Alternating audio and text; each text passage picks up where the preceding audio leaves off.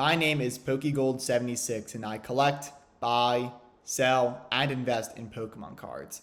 I've been collecting since I was young and have gone more towards the investing side over the last few years with some pretty good success, and wanted to begin sharing my knowledge while building a community of people that not only love Pokemon but love the investing side of things.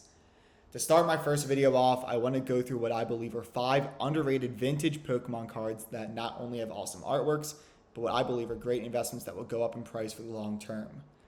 All cards I'll be going over will be from the base set series, which includes base set 2, Fossil, Jungle, and Team Rocket. I'll also be including Gym Heroes, Gym Challenge, and Legendary Collection in this list. Now, to understand and determine what cards are underrated with potential to grow, I did my analysis based on Pokemon popularity, scarcity, artwork, and how much demand there is for the specific card. I'll be showing prices as I reveal my list, and these prices are based on cards being in their near mint or mint condition that I personally would consider getting graded. Near mint or mint just means that the card on the front has minimal scratching or surface wear, and on the back has minimal whitening on the edges and corners. I do want to mention that you do not need a card to be in this condition or perfect condition for it to be a good purchase or for you to just enjoy the card. But for consistency's sake, for this list, all prices that are being shown on the screen are for cards in their near mint condition. Now, to start this list off, the first card I'm reviewing is the first edition version of Sabrina's Gengar from Gym Challenge. Gengar is an extremely popular Pokemon with a large fan base, and for good reason. Gengar was very powerful in the TCG and video games growing up, and this artwork is absolutely fantastic. The first edition stamp brings the supply pretty low, with the cost of this card being around $70 to $80 on eBay. If that's a little too high, you can find the unlimited version of this card for $25 to $30. And checking the eBay site over the last 90 days, there have been over 200 versions of this card sold, with only about 60 being listed. Because of the love that Gengar gets around the community, I think this is a great card to add to any collection with 2 different price points. The next Pokemon I'm covering are the Holos from the Jungle set with the no symbol error. If you're not familiar with this error, in the Jungle set there was a print run error that ended up not printing the set symbol under the card's artwork. A typical card would look like this, where you'd see the Jungle symbol on the right of the card, but in the error, this symbol was completely missing. Now, this is pretty popular for collectors, especially those that look for error cards in the Pokemon TCG, which makes these Holos very sought after.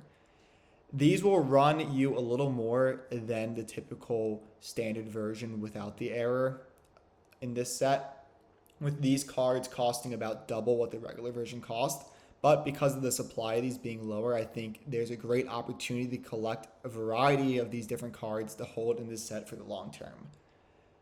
The third and fourth card I'm reviewing is the same Pokemon, which is Raichu. Now, Raichu is the evolution of Pikachu, which automatically makes it a fan favorite with it being cute but menacing. And the 2 cards I'm going over is the base set Raichu and the Dark Raichu from Team Rocket. These 2 cards both have incredible artwork that, including for myself, is very nostalgic. And the cool thing about the base set Raichu is that there are 3 versions that you can buy, all at different price points. You can look at the regular unlimited version, the Shadowless version, and the first edition Shadowless version. These all come with different price points, as I said, where you can typically find the regular version for around $25, the Shadowless version for around $50 to $60, and the first edition Shadowless for around $250 plus. I do want to point out that all first edition base set cards come in its Shadowless form. So if you come across a base set Pokemon card that is first edition with a shadow, just know that it is fake and do not purchase it or you will be getting scammed. The Dark Raichu you can find in its unlimited version or in first edition. And what makes this card really cool is that it was the first secret rare ever introduced in the Pokemon TCG, where if you look in the bottom right, you'll see that the Dark Raichu is numbered 83 out of 82. You can find the unlimited version of this card for about $35 and the first edition for around $100. The 5th and final card I'll be showcasing is not the base set Charizard, but base set 2 version of the Charizard. This is the direct reprint of the original Charizard from base set, but with a different holo pattern. To be honest, I think the hollow pattern on base set 2 is better looking than base set, but that's a separate discussion that we can all have. This card goes for around half of what the base set version goes for, coming in at around $150.